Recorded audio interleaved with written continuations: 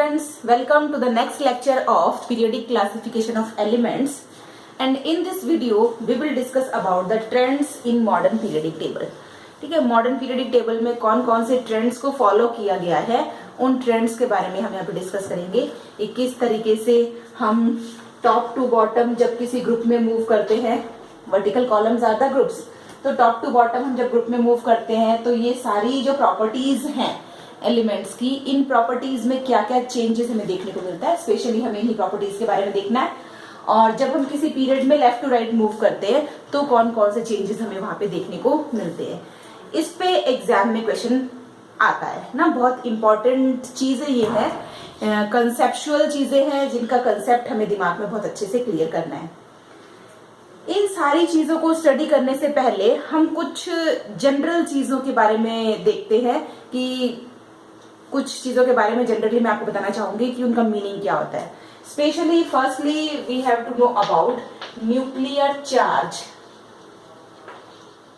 ना, इसको हम इफेक्टिव न्यूक्लियर चार्ज भी कहते हैं। तो न्यूक्लियर चार्ज क्या चीज होती है हमें सबसे पहले ही देखना है। Nuclear charge means the number of protons present in the centre of the elements. ठीक है, सपोज हमारे पास एक एलिमेंट है having 11 number of protons, that is sodium. ठीक है, सोडियम का एटॉमिक नंबर क्या है 11, तो सेंटर में उसके पास क्या है 11 पॉजिटिव चार्ज है। आउटर मोस्ट शेल्स में इलेक्ट्रॉन्स मूव कर रहे हैं। ठीक है, इलेक्ट्रॉन्स का नंबर भी क्या है 11। ठीक है, तो जो फोर्स ऑफ अट्रैक्शन, जिस फोर्स से 11 प्रोटॉन्स 11 न्यूट्रॉन्स को अपनी तरफ अट्रैक्ट कर रहे हैं, electrostatic force, that is called as effective nuclear charge. ठीक है, तो ये इफेक्टिव न्यूक्लियर चार्ज का फंडा हमारे दिमाग में बहुत अच्छे से क्लियर होना चाहिए ना। फिर से आप सुनेंगे इफेक्टिव न्यूक्लियर चार्ज क्या है। Effective nuclear charge, the force which is exerted by the number of protons present in the center of the atom to bind the electrons। ठीक है, जितने प्रोटॉन्स प्रेजेंट है उन इलेक्ट्रॉन्स को बाइंड करने के लिए जो फोर्स उसको चाहिए, that is the effective nuclear charge. दूसरा हम यहाँ पे देखने वाले हैं व्हाट इज वैलेंस इलेक्ट्रॉन। ठीक है, दूसरी चीज हमें देखना है valence electron. Valence electron means the number of electrons present in the valence shell। valence shell means the outermost shell। तो outermost shell में जितने electrons present है that is the valence shell ना। सपोज हम सोडियम की ही बात करें तो सोडियम का atomic number 11 and configuration is 281। ठीक है, कितने वैलेंस इलेक्ट्रॉन इसमें प्रेजेंट है 1 valence electron is there, that is in the outermost shell. ठीक है, तो इसको हम कहेंगे वैलेंस शेल, जो आउटर मोस्ट शेल में नंबर ऑफ इलेक्ट्रॉन्स प्रेजेंट है उसको। नेक्स्ट हमारे पास एक और फिनोमेना हमें ध्यान में रखना है, दैट इज अबाउट वैलेंसी ना। वैलेंसी के बारे में आप लोगों ने क्लास 9th में पढ़ा है। Valency means combining capacity of the elements. ठीक है, वैलेंसी क्या है आपके पास combining capacity of the elements is called as valency ना। या हम इसको सिंपल वे में यदि हम कहें तो the number of electrons donated, accepted और शेयर्ड बाय एन एलिमेंट। कोई एलिमेंट कितने इलेक्ट्रॉन डोनेट करता है, कितने इलेक्ट्रॉन एक्सेप्ट कर रहा है और कितने इलेक्ट्रॉन शेयर कर रहा है, that is the valency of that element. ठीक है, इस वैलेंसी को समझने के लिए हम कुछ एलिमेंट्स लेकर चलते हैं। सपोज हमारे पास एलिमेंट्स हैं sodium, magnesium, aluminium, silicon, phosphorus, sulphur, chlorine, organ. ठीक है, ये हमारे पास एलिमेंट्स हैं। Atomic number 11, 12, 13, 14, 15, 16, 17 and 18। These are the atomic number of these elements and these are the elements। Now the electronic configuration ना, इन elements का electronic configuration क्या होगा हमारे पास, वो हमें देखना है। द इलेक्ट्रॉनिक कॉन्फ़िगरेशन इज 11 है तो 2, 8, 1, 12 है तो 2 8, 2 13, 2 8, 3 2 8, 4 2 8, 5 2 8, 6 2 8, 7 and 2 8, 8. These are the electronic configuration of these elements. Now the valence electrons. ठीक है, कितने वैलेंस इलेक्ट्रॉन्स यहाँ पे प्रेजेंट है? तो valence electron means the electrons present in the outer most shell of the element. इन एलिमेंट्स के outer most shell में कितने इलेक्ट्रॉन्स प्रेजेंट है? यहाँ पे 1 है तो वैलेंस इलेक्ट्रॉन 1 2 3 4. यहाँ पे क्या जाएंगे? Valence electron 5. This is 5 6 7 and 8. ठीक है, तो यहाँ पे क्या होगा आपके पास? नंबर ऑफ वैलेंस इलेक्ट्रॉन्स है ना. यहाँ पे तो आउटर मोस्ट शेल में 8 इलेक्ट्रॉन्स प्रेजेंट है, ऑक्टेट भी कंप्लीट है. Now the valency. ठीक है, अब इसकी वैलेंसी हमें पता है. Valency means the combining capacity of the elements. ठीक है, तो यहाँ पर वैलेंसी क्या होगी आपके पास? हमें पता है कि सोडियम का एटॉमिक नंबर 11 और इलेक्ट्रॉनिक कॉन्फ़िगरेशन 281 है. इसको स्टेबिलिटी गेन करने के लिए अपने आउटर मोस्ट शेल में ऑक्टेट कंप्लीट करना है. ऑक्टेट कंप्लीट करने के लिए इसको क्या करना है? या तो ये इस इलेक्ट्रॉन को किसी को डोनेट कर दे तो झंझट खत्म हो और सेकंड शेल ऑलमोस्ट कंप्लीट है इसका, तो कोई प्रॉब्लम ही नहीं है. या फिर कहीं से ये 7 इलेक्ट्रॉन एक्सेप्ट कर ले. ठीक है, तो इसके लिए इजी टास्क क्या होगा? एक इलेक्ट्रॉन डोनेट करना या 7 इलेक्ट्रॉन एक्सेप्ट करना. ठीक है, कहां से 7 इलेक्ट्रॉन एक्सेप्ट करेगा? तो इसके लिए इजी टास्क क्या है? एक इलेक्ट्रॉन को डोनेट कर देना.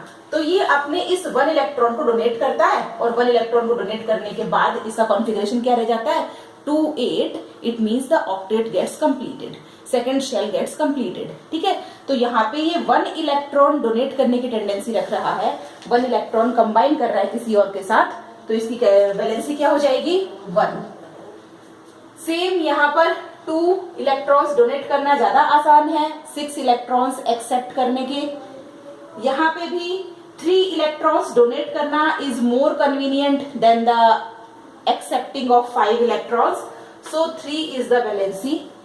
यहाँ पर वैलेंसी क्या होगी? 4. ठीक है, अब यहाँ पे नेक्स्ट में यहाँ हमारे पास वैलेंसी चेंज हो जाएगी. क्यों? क्योंकि इसके पास 5 इलेक्ट्रॉन्स आउटर मोस्ट शेल में प्रेजेंट है ही. इसके लिए 5 इलेक्ट्रॉन डोनेट करने की बजाय 3 इलेक्ट्रॉन एक्सेप्ट करना ज्यादा कन्वीनियंट है. ठीक है, तो ये क्या करता है? 3 इलेक्ट्रॉन्स एक्सेप्ट करता है, तो इसकी वैलेंसी क्या हो गई? 3. सेम यहाँ पे 2 इलेक्ट्रॉन एक्सेप्ट करना ज्यादा इजी है तो 2, और यहाँ पे 1 इलेक्ट्रॉन एक्सेप्ट करना ज्यादा इजी है, और यहाँ पे वैलेंसी क्या होगी? 0, क्योंकि इसको जरूरत ही नहीं है. इसके पास ऑलरेडी 8 इलेक्ट्रॉन्स है, ये स्टेबल है, तो इसको कोई जरूरत नहीं है. ठीक है, तो जो एटम्स इलेक्ट्रॉन डोनेट करते हैं दे फॉर्म्स कैटायंस, इसलिए उनके सामने क्या आ जाएगा? पॉजिटिव चार्ज ना. कैटायंस के सामने क्या आता है? Positive charge. और जो इलेक्ट्रॉन्स को एक्सेप्ट करते हैं उनके सामने क्या आ जाएगा? Negative charge. तो ये क्या हो गई? इनकी वैलेंसी. ठीक है, और यहाँ पर शेयरिंग हो रही है. 4 इलेक्ट्रॉन्स जहां होंगे, 4 वैलेंसी जिसकी होगी वहां पे शेयरिंग होगी ना. कार्बन के केस में हम देखते हैं कार्बन शेयरिंग करता है, कोवेलेंट बॉन्डिंग शो करता है. यहाँ पर जो बॉन्ड्स बनेंगे these are the electrostatic bonds या आयनिक बॉन्ड्स इनको हम कहते हैं. और यहाँ पर जो बॉन्ड बनेगा this is the covalent bond जो शेयरिंग से बनेगा. ठीक है, तो यहाँ हम क्या देख रहे हैं? Firstly the valency increases. ठीक है, यहाँ पे वैलेंसी क्या हो रही है? इंक्रीज हो रही है. तो firstly the valency increases and after that the valency is going to decreases. ठीक है, तो यहाँ पे वैलेंसी क्या हो रही है? डिक्रीज हो रही है. तो पहले वैलेंसी इंक्रीज होगी, देन उसके बाद वैलेंसी क्या होती है? डिक्रीज होती है. ठीक है, तो यहाँ हम वैलेंसी निकालने के लिए क्या फॉर्मूला यूज कर सकते हैं? Valency is equal to number of valence electrons, क्योंकि जितने वैलेंस इलेक्ट्रॉन्स होंगे आउटर मोस्ट शेल में that is the valency. So valency is equal to valence electrons. ठीक है, यहां पर क्या होगा? 8 माइनस वैलेंस इलेक्ट्रॉन्स. जितने भी, क्योंकि आउटर मोस्ट शेल में 8 इलेक्ट्रॉन्स होना चाहिए, 8 माइनस वैलेंस इलेक्ट्रॉन, तो क्या आ जाएगा उसकी वैलेंसी? ठीक है, तो होपफुली आप लोगों को वैलेंसी का फंडा क्लियर हो गया होगा। तो वैलेंसी हमें अच्छे से ध्यान में रखना है, किस तरह से कंबाइनिंग कैपेसिटी होती है इसकी, ये हमें देखना है। इसके बाद हम चलेंगे इन प्रॉपर्टीज पे। ठीक है, जो ट्रेंड हम फॉलो करते हैं मॉडर्न पीरियड टेबल में, उसको हम इन प्रॉपर्टीज के बेसिस पे पढ़ेंगे। तो firstly I am talking about moving top to bottom in a group, है ना, T for top and B for bottom.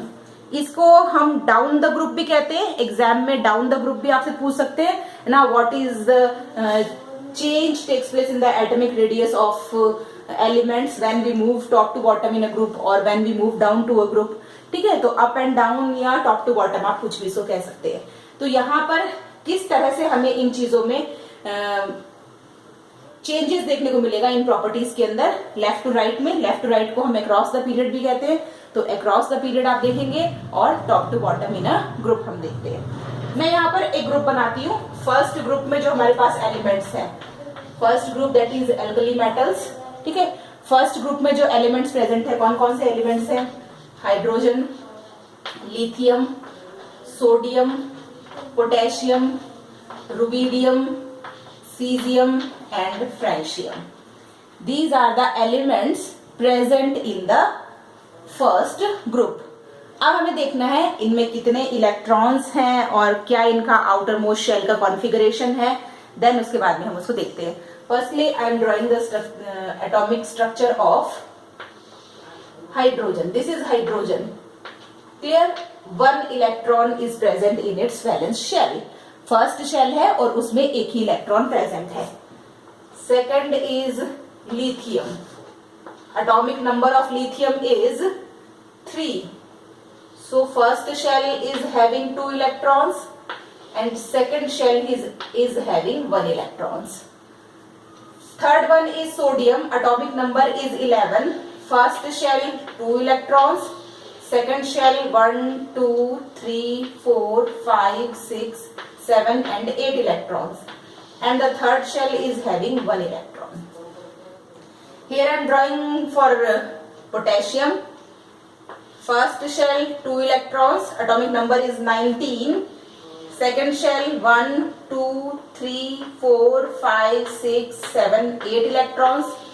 Third shell again 1, 2, 3, 4, 5, 6, 7 and 8 electrons.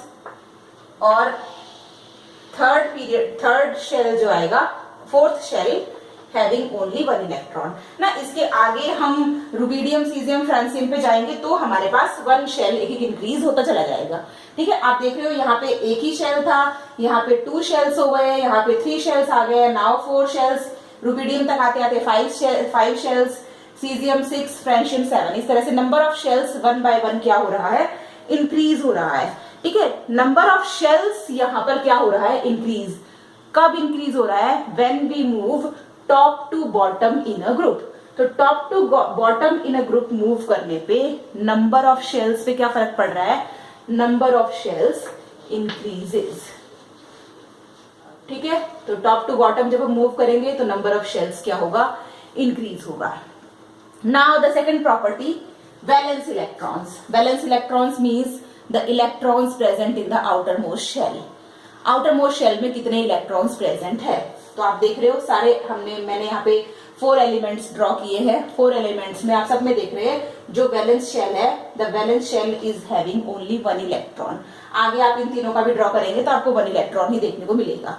ठीक है, तो यहाँ पे वैलेंस इलेक्ट्रॉन्स के नंबर में क्या इंक्रीज हो रहा है? कोई इंक्रीज नहीं हो रहा है। डिक्रीज हो रहा है? नहीं हो रहा है। ठीक है, वैलेंस शेल के इलेक्ट्रॉन्स क्या है? Remains the same when we are moving top to bottom in a group. So here the valence electrons are same.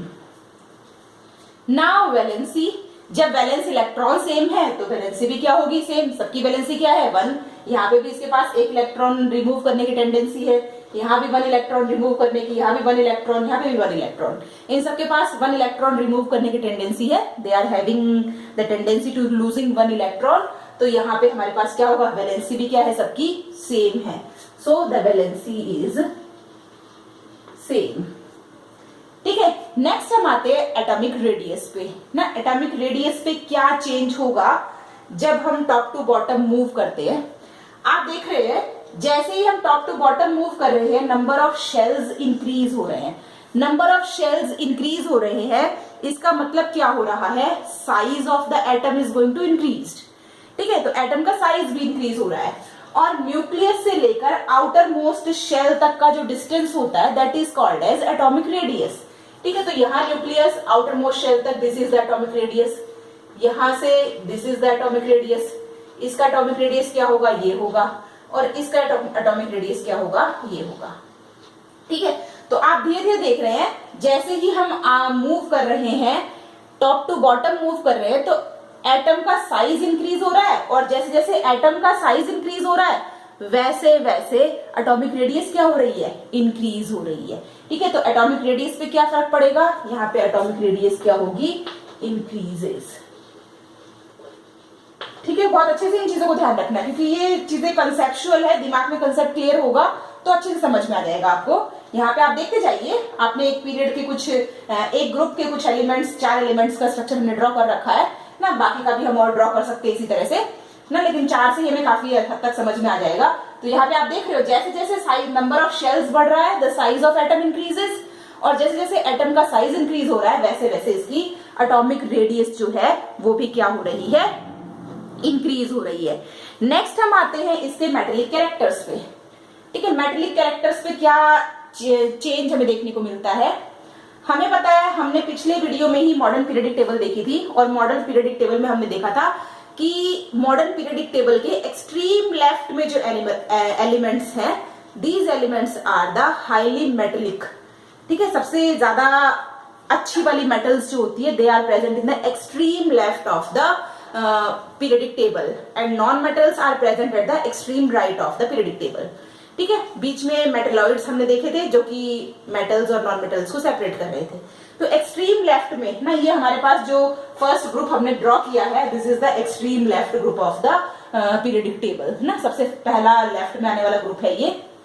यहाँ जो मेटल्स प्रेजेंट है ये मेटल्स क्या होती है, बहुत ज्यादा रिएक्टिव मेटल्स होती है। ठीक है, मेटेलिक कैरेक्टर का मतलब क्या होता है, मेटेलिक कैरेक्टर का मतलब होता है इलेक्ट्रॉन लूजिंग टेंडेंसी। ठीक है, तो मेटेलिक कैरेक्टर क्या होगा, इलेक्ट्रॉन लूजिंग टेंडेंसी। तो इन एलिमेंट्स की इलेक्ट्रॉन लूज करने की जो टेंडेंसी है वो कैसी है वो हमें देखना है। ठीक है, hydrogen is not metal but hydrogen is present in this group, तो हम इसको देख लेते हैं ना, excluding hydrogen all are the metals. यहां पर आप देख रहे हैं हाइड्रोजन के पास सिंगल इलेक्ट्रॉन प्रेजेंट है।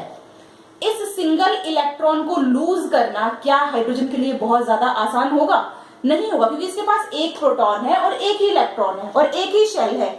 प्रोटॉन इलेक्ट्रॉन को बहुत स्ट्रॉन्ग फोर्स ऑफ अट्रैक्शन से अपने पास बाइंड करके रखता है, वो इसको बहुत इजीली लूज नहीं करता है, तो यहां से इलेक्ट्रॉन लूज नहीं होगा। ठीक है, सेकंड हम आते हैं सोडियम के पास। सोडियम के पास क्या है, एक शेल इंक्रीज हो गया है, यहां पर भी नंबर ऑफ इलेक्ट्रॉन्स कितने हैं, 11 and number of protons are also 11। Second हम लिथियम पे आते हैं। लिथियम का मैंने ड्रॉ किया, हाँ ये रहा lithium, this is lithium, this is hydrogen, this is sodium and this is potassium. ठीक है, तो लिथियम में क्या है, 3 इलेक्ट्रॉन्स आपके पास है और 3 ही प्रोटॉन्स है।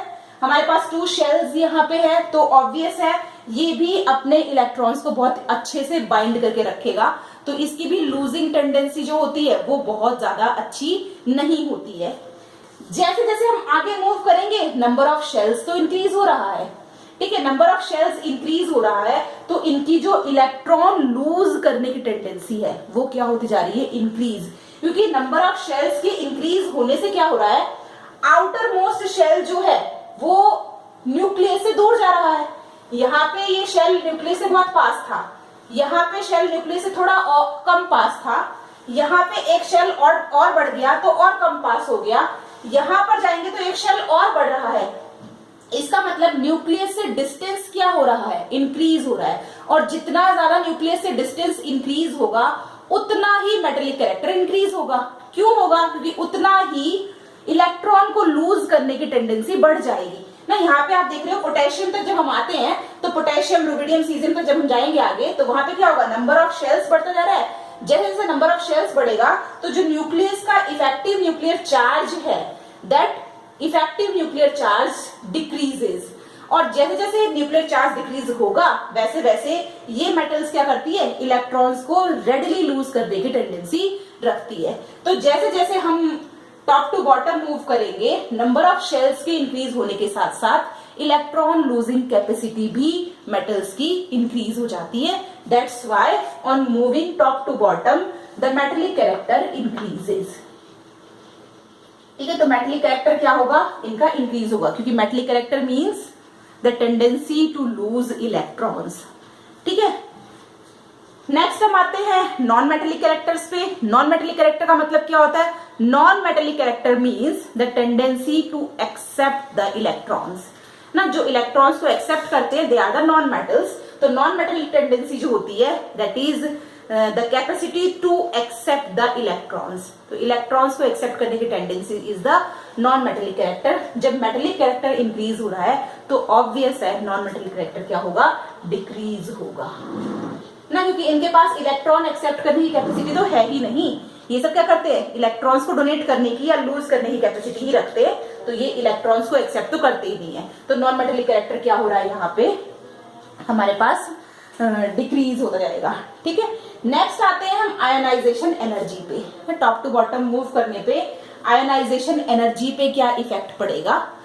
पहले हमें देखना है what is the meaning of ionisation energy ना। Ionisation energy is the amount of energy which is required to lose the electron from outermost shell। ठीक है, यहाँ पर outermost shell में जो इलेक्ट्रॉन प्रेजेंट है, इस outermost shell को लूज करने के लिए जितनी एनर्जी की रिक्वायरमेंट होती है that energy is called as ionization energy। ठीक है, तो ionization एनर्जी पे क्या फर्क पड़ेगा जब हम टॉप टू बॉटम मूव करते हैं। जब आप टॉप टू बॉटम मूव करोगे तो आयोनाइजेशन एनर्जी पे क्या होगा, यहाँ पे देखिए, यहाँ पे इलेक्ट्रॉन जो है, क्योंकि सिंगल शेल प्रेजेंट है, इलेक्ट्रॉन और प्रोटॉन के बीच में जो इलेक्ट्रोस्टैटिक फोर्स ऑफ अट्रैक्शन होना चाहिए that attraction is very much high, बहुत ज्यादा अट्रैक्शन है। तो इस इलेक्ट्रॉन को इस शेल में से बाहर निकालने के लिए बहुत ज्यादा एनर्जी हमें देना पड़ेगी। ठीक है, नेक्स्ट हम आते हैं लिथियम पे। यहाँ पर शेल का नंबर बढ़ गया है, शेल का नंबर बढ़ गया तो यहाँ पे भी फोर्स ऑफ अट्रैक्शन तो है काफी ज्यादा, लेकिन in comparison to hydrogen it is less. ठीक है, तो इसको आउटर मोस्ट शेल को रिमूव करने के लिए कंपैरिजन टू हाइड्रोजन कम एनर्जी देनी पड़ेगी। सोडियम पे आएंगे तो एक और शेल इंक्रीज हो गया। एक और शेल इंक्रीज होने का मतलब क्या है, यहाँ पे जो फोर्स ऑफ अट्रैक्शन है वो क्या हो रहा है, डिक्रीज हो रहा है ना। ये अपने आप इलेक्ट्रॉन को लूज करने की टेंडेंसी ले रहा है, इसको एनर्जी की रिक्वायरमेंट ही नहीं है, एनर्जी देना ही नहीं पड़ेगी बहुत ज्यादा। और सोडियम के बाद पोटेशियम, रुबिडियम, सीजियम तक आते हैं तो यहाँ पे तो ये चाहता है कि जल्दी से मेरा एक इलेक्ट्रॉन यहाँ से लूज हो जाए और मैं स्टेबिलिटी गेन कर लूं। तो आयोनाइजेशन एनर्जी की रिक्वायरमेंट धीरे धीरे क्या हो रही है, कम हो रही है। यहाँ बहुत ज्यादा थी, यहाँ कम एनर्जी, यहाँ उससे भी कम एनर्जी और यहाँ उससे भी कम एनर्जी, और आगे जाएंगे तो धीरे धीरे क्या होगा, बहुत कम एनर्जी की रिक्वायरमेंट यहाँ पे हो रही है। इट मींस आयोनाइजेशन एनर्जी क्या हो रही है, डिक्रीज। कब डिक्रीज हो रही है, when we move top to bottom in a group. तो यहाँ पर आयोनाइजेशन एनर्जी क्या हो रही है, डिक्रीज हो रही है। तो आयोनाइजेशन एनर्जी डिक्रीजेस। ठीक है, क्योंकि आप देख रहे हैं यहाँ पे जो इलेक्ट्रॉन्स के बीच में और प्रोटॉन्स के बीच में इलेक्ट्रोस्टैटिक फोर्स ऑफ अट्रैक्शन जो है, ये जैसे जैसे शेल्स का नंबर इंक्रीज हो रहा है फोर्स ऑफ अट्रैक्शन डिक्रीज हो रहा है, और जब फोर्स ऑफ अट्रैक्शन डिक्रीज हो रहा है तो इलेक्ट्रॉन अपने आप ही वहां से बाहर निकल जा रहे हैं, एनर्जी की इतनी रिक्वायरमेंट हो ही नहीं रही है। ठीक है, तो आयोनाइजेशन एनर्जी क्या हो रही है, धीरे धीरे डिक्रीज हो रही है। नेक्स्ट हम बात करते हैं electron affinity. Electron affinity means क्या होता है, electron affinity means the capacity of accepting the electrons ना, इलेक्ट्रॉन्स को एक्सेप्ट करने की कैपेसिटी या इलेक्ट्रॉन्स को पाने की जो चाहत होती है ना, that is the electron affinity. ठीक है, इलेक्ट्रॉन के लिए जो एक्सेप्टिंग कैपेसिटी है उसको हम बोलेंगे इलेक्ट्रॉन एफिनिटी। तो यहाँ पे इलेक्ट्रॉन एफिनिटी पे क्या इफेक्ट पड़ेगा वो हम देख लेते हैं। सपोज यहाँ पे एक इलेक्ट्रॉन है, ठीक है, हाइड्रोजन के पास एक इलेक्ट्रॉन यहाँ रखा हुआ है, एक इलेक्ट्रॉन हमने यहाँ रखा हुआ है, एक इलेक्ट्रॉन यहाँ रखा हुआ है और एक इलेक्ट्रॉन यहाँ रखा हुआ है। ठीक है, इन सबके पास क्या है, एक एक इलेक्ट्रॉन हमने रखा हुआ है। अब हम देखते हैं कि कौन सा एलिमेंट उस इलेक्ट्रॉन को बहुत जल्दी एक्सेप्ट करता है। यहां पे क्या है, शेल का नंबर क्या है, सिंगल शेल इज देयर, एक ही शेल है, इसलिए यहां जो प्रोटॉन पे पॉजिटिव चार्ज है, ये पॉजिटिव चार्ज इस निगेटिवली चार्ज इलेक्ट्रॉन को बहुत जल्दी अपनी तरफ अट्रैक्ट कर लेता है। ठीक है, तो यहाँ पे इलेक्ट्रॉन को एक्सेप्ट करने की या इलेक्ट्रॉन को पाने की जो इच्छा है वो क्या है, ज्यादा है, क्योंकि इलेक्ट्रॉन्स को ये जल्दी एक्सेप्ट कर लेता है अपनी तरफ। हम आगे मूव करेंगे तो लिथियम में एक शेल इंक्रीज हो गया, एक शेल इंक्रीज हो गया, इसका मतलब ये इलेक्ट्रॉन इस न्यूक्लियस से थोड़ा दूर हो गया, थोड़ा दूर हो गया, तो इलेक्ट्रॉन को अट्रैक्ट करने की जो कैपेसिटी क्या है वो इन कंपैरिजन टू हाइड्रोजन यहाँ पे क्या हो गई, डिक्रीज हो गई। नेक्स्ट हम यहाँ पे आते हैं सोडियम पे। सोडियम पे आते आते एक शेल और इंक्रीज हो गया। जब एक और शेल इंक्रीज हो जाएगा तो आपको पता है इलेक्ट्रॉन को एक्सेप्ट करने की जो टेंडेंसी है वो क्या हो गई, और कम हो गई, और यहां आकर उससे भी कम, इससे आगे और जाएंगे तो नंबर ऑफ शेल्स इंक्रीज होते चले जाएंगे, और जैसे जैसे नंबर ऑफ शेल्स इंक्रीज होंगे तो आउटर मोस्ट जो इस एलिमेंट के बाहर जो इलेक्ट्रॉन्स हैं, उन इलेक्ट्रॉन्स को एक्सेप्ट करने की जो इसकी टेंडेंसी है ना, इन एलिमेंट्स की इलेक्ट्रॉन्स को एक्सेप्ट करने की टेंडेंसी जो है वो क्या हो रही है, धीरे धीरे धीरे धीरे कम हो रही है। ठीक है, तो टॉप टू बॉटम जब हम मूव करते हैं तो इलेक्ट्रॉन एफिनिटी भी क्या होती है, डिक्रीज होती है। ठीक है, तो टॉप टू बॉटम आपके पास इलेक्ट्रॉन एफिनिटी डिक्रीज होगी। इलेक्ट्रोनिगेटिविटी, इलेक्ट्रोनिगेटिविटी भी क्या होता है, इलेक्ट्रोनिगेटिविटी का मतलब भी क्या है हमारे पास, the capacity of accepting the electrons. ठीक है, तो इलेक्ट्रोनिगेटिविटी को भी आप एक बार के लिए यही समझिए कि इलेक्ट्रॉन एफिनिटी और electronegativity both are the almost same things. आगे जब आप सीनियर क्लासेस में जाएंगे तो वहां पे आप इसको और डिटेल पढ़ेंगे। यहाँ पे इलेक्ट्रोनिगेटिविटी का, भाई इलेक्ट्रोनिगेटिव एलिमेंट कौन से एलिमेंट्स होते हैं, वही एलिमेंट्स जो कि एनायन फॉर्म करने की टेंडेंसी रखते हैं, इलेक्ट्रॉन्स को एक्सेप्ट करने की टेंडेंसी रखते हैं। ठीक है, तो यहाँ पर इलेक्ट्रोनिगेटिविटी भी क्या होगी, डिक्रीज होगी, क्योंकि ये भी क्या है, इलेक्ट्रॉन्स को एक्सेप्ट करने की tendency. Next one is reactivity. ठीक है, अब हम रिएक्टिविटी की बात करते हैं। रिएक्टिविटी पे क्या फर्क पड़ेगा जब हम टॉप टू बॉटम किसी ग्रुप में मूव करेंगे। ठीक है, तो यहां पर मेटल्स की यदि हम बात करें, जैसे ये हमारे पास मेटल्स हैं ना, ये सारी क्या है, मेटल्स है, एक्सेप्ट हाइड्रोजन है ना, excluding hydrogen all are the metals. ठीक है, तो यहाँ पे आप देख रहे हैं कि मेटल्स जो होती है, बहुत अच्छी मेटल कौन सी है, बहुत अच्छी मेटल वो मेटल है जो कि इजीली आउटर मोस्ट शेल का अपना इलेक्ट्रॉन लूज कर दे। ठीक है, मेटेलिक कैरेक्टर ज्यादा किसका है, मेटेलिक कैरेक्टर ज्यादा उसी का जिसने आउटर मोस्ट शेल के इलेक्ट्रॉन को आसानी से लूज कर दिया। ठीक है, तो आप देख रहे हैं टॉप टू बॉटम जब हम मूव करते हैं तो मेटेलिक कैरेक्टर क्या हो रहा है, इंक्रीज हो रहा है। ठीक है, यहाँ पे आप देख रहे हैं metallic character increases when we move top to bottom in a group. ठीक है, तो यहाँ पे टॉप टू बॉटम जाते जाते मेटेलिक कैरेक्टर जब इंक्रीज हो रहा है तो ऑब्वियस है रिएक्टिविटी भी क्या होगी, इंक्रीज होगी। ठीक है, क्योंकि मेटेलिक कैरेक्टर, मेटल क्या होती है, जो आउटर मोस्ट शेल के इलेक्ट्रॉन को इजीली लूज कर दे। ठीक है, तो यहाँ पर जैसे जैसे हम टॉप टू बॉटम मूव करेंगे तो मेटेलिक कैरेक्टर क्या हो रहा है, मेटेलिक कैरेक्टर इंक्रीज हो रहा है, और मेटेलिक कैरेक्टर के इंक्रीज होने के साथ साथ रिएक्टिविटी फॉर मेटल्स भी क्या होगी, इंक्रीज। ठीक है, तो रिएक्टिविटी फॉर मेटल्स यदि हम देखें तो रिएक्टिविटी क्या होगी, इंक्रीज, तो इट इंक्रीजेज। ठीक है, इसको हम नॉन मेटल्स के लिए भी देखते हैं, और नॉन मेटल्स क्या होगा, नॉन मेटल्स में यदि हम देखें तो हमारे पास एक बहुत ही वेल नोन ग्रुप है हमारा, that is called as halogens ना, halogens are the non metals.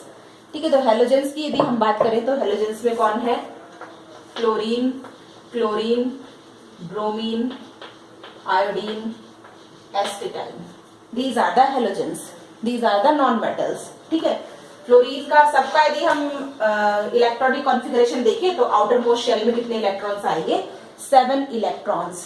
ठीक है, तो 7 इलेक्ट्रॉन्स यहाँ पे आ रहे हैं, तो इनके पास क्या है, एक इलेक्ट्रॉन को एक्सेप्ट करने की टेंडेंसी क्या होती है, ज्यादा होती है। ठीक है, तो यहाँ पे रिएक्टिविटी मेटल्स के लिए क्या होती है, इंक्रीज होगी। ठीक है, लेकिन नॉन मेटल्स के लिए रिएक्टिविटी क्या होगी, डिक्रीज। ठीक है, तो नॉन मेटल्स के लिए रिएक्टिविटी क्या होती है, डिक्रीजेस।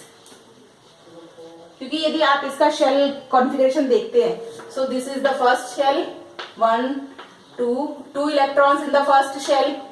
सेकंड में कितने आ जाएंगे, 1 2 3 4 5 6 एंड 7 इलेक्ट्रॉन्स। ठीक है, इसको कहीं से 1 इलेक्ट्रॉन और मिल जाए तो क्या हो जाएगा, इसका शेल कंप्लीट हो जाएगा। And fluorine is the highly electronegative element. Chlorine की यदि हम बात करें तो फर्स्ट शेल में 2 इलेक्ट्रॉन, सेकंड शेल में 1 2 3 4 5 6 7 and 8 electrons. And third shell में 1 2 3 4 5 6 7 एंड 7 इलेक्ट्रॉन्स। ठीक है, तो यहाँ पे जैसे जैसे नंबर ऑफ शेल्स इंक्रीज हो रहा है, नंबर ऑफ शेल्स जैसे जैसे इंक्रीज होगा वैसे वैसे इनका नॉन मेटेलिक कैरेक्टर क्या होगा, डिक्रीज होगा। ठीक है, इलेक्ट्रॉन्स को एक्सेप्ट करने की जो टेंडेंसी है वो क्या होगी, डिक्रीज होगी। Clear? So this is about the trends in modern periodic table when we are moving top to bottom in a group. ठीक है, टॉप टू बॉटम जब हम मूव करते हैं तो क्या चेंजेस हमें देखने को मिलते हैं वो हमने यहाँ पे देखे। Now we are going to study about what are the changes in the properties of elements when we are moving left to right in a period। ठीक है, लेफ्ट टू राइट जब हम पीरियड में मूव करेंगे तो क्या changes हमें देखने को मिलेंगे। लेफ्ट टू राइट मूव करने के लिए हम अपना एक बहुत ही वेल नोन जो पीरियड हमारे पास है, द पीरियड नंबर